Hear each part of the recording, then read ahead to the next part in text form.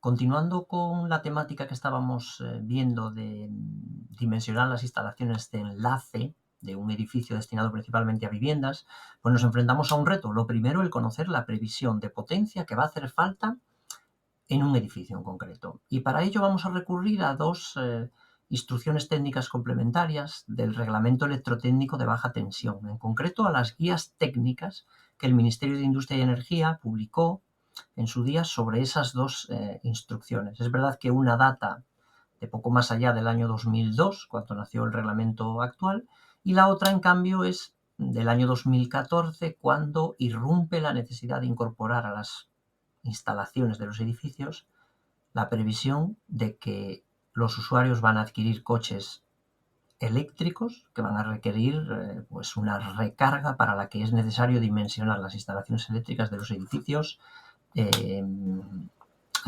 con la potencia necesaria para acometer esa nueva demanda emergente, además. Aquí podéis ver, he accedido a la página del Ministerio de Industria y Turismo y en concreto a la sección de las guías técnicas de aplicación del Reglamento Electrotécnico de Baja Tensión, donde en los diferentes años vamos encontrando las sucesivas revisiones que ha habido de las diferentes guías. Pero la primera parte, que es la de búsqueda de las dos guías técnicas que corresponden a esa ITC 10, a esa Instrucción Técnica Complementaria 10 y a la Instrucción Técnica Complementaria 52, que nació muy posteriormente, pues ya he hecho yo la labor de acceso y a continuación vamos a dar un vistazo rápido. La ITC-BT10 va a ser un repaso realmente, puesto que ya la conocéis de haberla abordado en el módulo de instalaciones eléctricas interiores de primer curso, y la que va a ser un poco más novedosa es la ITC-BT52, y vamos a ir a un punto muy concreto que es el que afecta a la previsión de cargas. Enseguida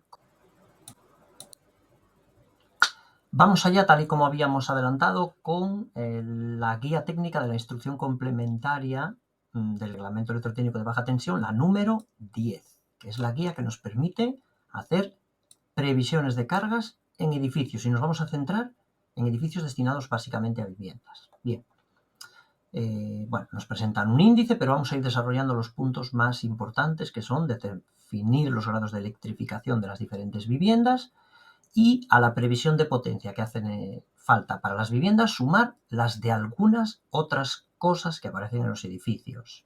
Servicios generales, locales comerciales, garajes, etcétera, y algunas particularidades. Puede haber alguna oficina también, etcétera.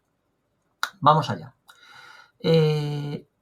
Las viviendas, resulta sencillo llevar a cabo la previsión de potencia, porque se dividen en dos grandes categorías: viviendas que necesitan una electrificación que se define como de nivel básico, y por contra las que necesitan una electrificación mayor, que se define como electrificación elevada. ¿Qué marca los límites de una y otra? Pues bien, nos enfrentaremos a una electrificación elevada cuando se cumpla alguna de estas condiciones. Con que se cumpla una de ellas es suficiente. Pues que la vivienda supere los 160 metros cuadrados o que tenga algún equipamiento muy concreto que se supone que va a demandar una gran cantidad de energía eléctrica.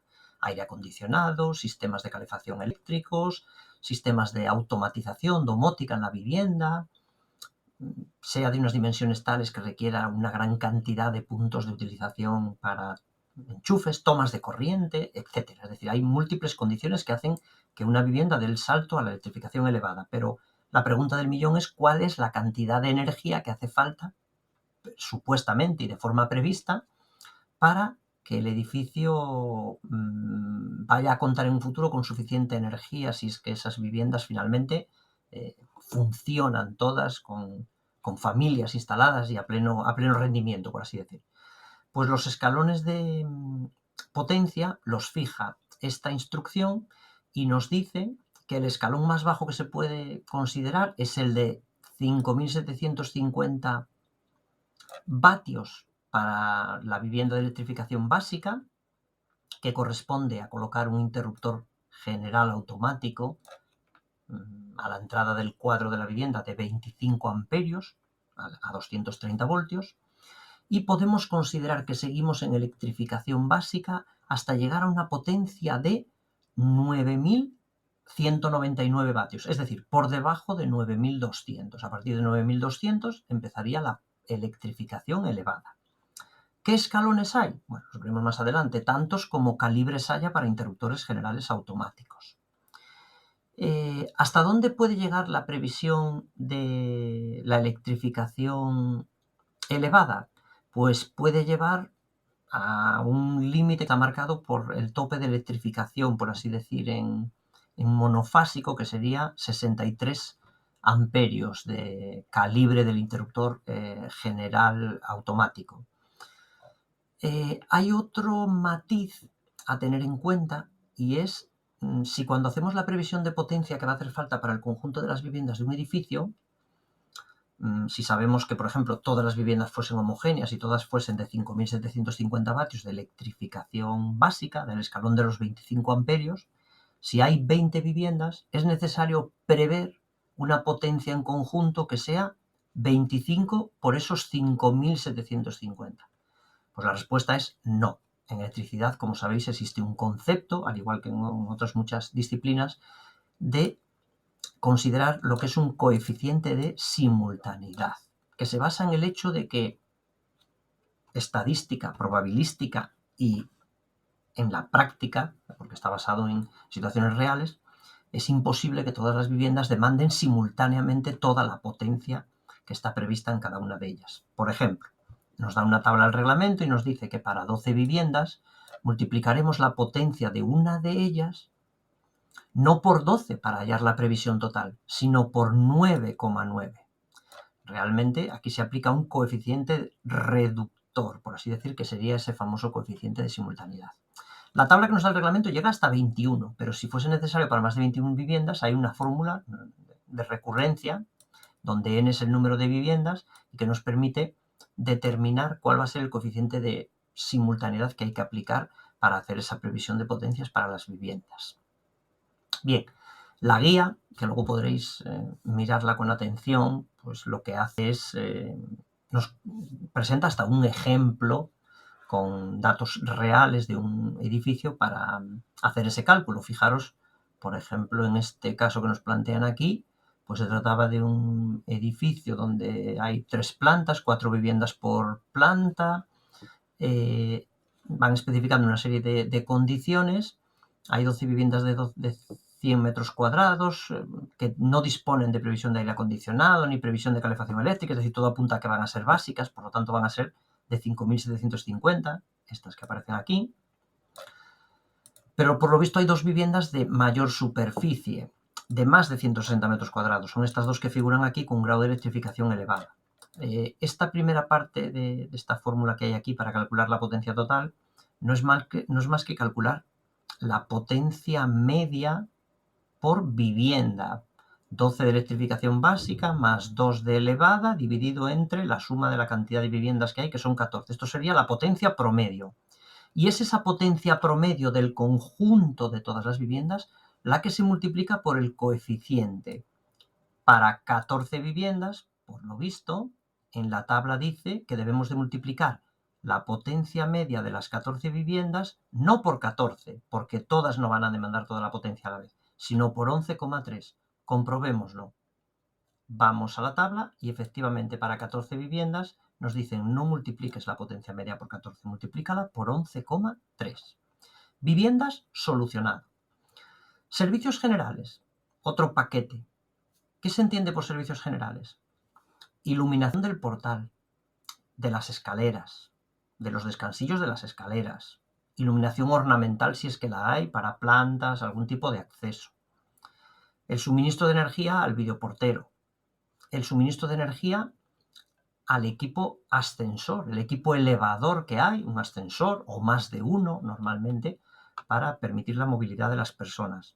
Pues la guía técnica nos ofrece un cuadro que en función del equipo de elevación del ascensor, que están catalogados desde ITA 1 a ITA 6, por ejemplo, en el caso de viviendas, edificios de viviendas fundamentalmente, sabéis que los ascensores además especifican una cantidad de kilos que pueden desplazar, que normalmente en la placa de características que hay en la cabina incluso nos indica la cantidad de personas que va asociada más o menos a esa carga, a esa masa estimada.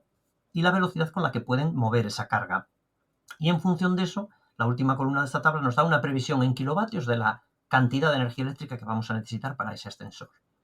Alumbrado, depende del tipo de alumbrado que coloquemos. Hoy sabéis que el alumbrado de incandescencia está ya prohibido, por lo tanto nos vamos a encontrar con fluorescentes, que son lámparas de descarga, o con lámparas LED, que serían equivalentes a efectos de cálculo a las de fluorescencia. La previsión que vamos a hacer va en función de los metros cuadrados que haya que iluminar, a razón de 7 vatios por metro cuadrado, nos dice, para incandescencia, y 4 vatios por metro cuadrado para fluorescencia. Por lo tanto, la mayor parte de los casos hoy en día, en todos, nos vamos a quedar con este segundo valor. ¿Y qué ocurre si además de estos servicios generales, por cierto, en los que podría haber algo más, no está especificado todo, imaginaros que hay una bomba para presurizar el agua, por ejemplo, para que haya suficiente presión en el sistema de distribución de agua a todo el edificio? Aquí habría que incorporar también la carga correspondiente a ese tipo de instalación, el ascensor, el alumbrado, la bomba de agua, etc. Podría haber más cosas. ¿Qué ocurre si hay locales comerciales, un kiosco, una tienda en los bajos, una oficina incluso en el entresuelo, en el bajo? Pues la previsión, si no conocemos el proyecto exacto de a qué se va a dedicar el local y la estimación de potencia precisa que habría que hacer, lo ideal es que en función de los metros cuadrados de lo que haya destinados a estas funciones, pues hagamos una previsión de 100 vatios por metro cuadrado y planta. Eso sí, si hay un local pequeño que vamos a tener la previsión de que va a ser, por ejemplo, para un kiosco, y resulta que van a ser 15 metros cuadrados, 15 por 100 son 1500 vatios, no se considera suficiente. Es decir, hay un valor mínimo a considerar para cada local comercial, que sería, o para cada oficina, que sería de 3.450 vatios en caso de que la cuenta nos salga por debajo de ese valor. En cuanto al coeficiente de simultaneidad que hay entre locales comerciales, y hay varios, es 1, es decir, se supone que todos demandan toda la potencia. Aquí tenemos un ejemplo también de cálculo. Por ejemplo, como veis, el primer local comercial que aquí especificaban solo demandaba 2.500 vatios. ¿Por qué? Porque era de 25 metros cuadrados. La previsión que hicieron fue de 3.450, el mínimo que se establece en la guía. Para los otros casos ya no hubo que estimar ese mínimo de 3.450 porque todos lo superaban en función de los metros cuadrados, 5.000, 35.000 y 15.000 por un lado. Y se suman todos con un coeficiente de simultaneidad 1. Nos quedan los garajes como último elemento clásico y muy común. Porque ¿qué hay que hacer en los garajes de los edificios? Pues normalmente, evidentemente, dotarlos de iluminación y, dependiendo de las características, el tamaño y las normas, dotarlos también de algún sistema de ventilación o extracción de gases, de humos. Hay que renovar el aire dentro de esos espacios. Por lo tanto, dependiendo de si es necesario, de acuerdo con el proyecto, acometer esa ventilación forzada o no, nos vamos a encontrar con previsiones que van a ir desde los 10 metros cuadrados, si se trata única y exclusivamente del alumbrado, hasta los 20 vatios por metro cuadrado en caso de que, además del alumbrado, haya que colocar algún tipo de sistema de extracción o de ventilación forzada para garantizar la renovación del aire. Naturalmente, siempre también con un mínimo de 3.450 vatios. Y llegaría el momento de sumar. ¿Qué tendríamos que hacer? Coger el valor que nos ha salido de la previsión de carga para las viviendas, para los servicios generales, que recordemos que era el alumbrado del portal, el ascensor, la bomba de agua, para los locales comerciales, como y oficinas, etc. Y por último, para el garaje. Y con esto tendríamos la previsión de potencia para el conjunto de un edificio destinado fundamentalmente a viviendas. Esta última tabla que nos incorporan aquí, recordad que os decía que era importante para saber cuáles eran los escalones de potencia que podíamos estimar en una vivienda. Iban de los 5.750 al límite de monofásica de los 63 amperios. Y aquí aparecen los 2 escalones clásicos que hay en electrificación básica y los 3 que hay en elevada. Faltan cosas, evidentemente, porque, como dije en la primera parte de este vídeo tutorial, que se divide como en tres partes, a partir del año 2014 surgió otra ITC, otra instrucción técnica complementaria, que vino a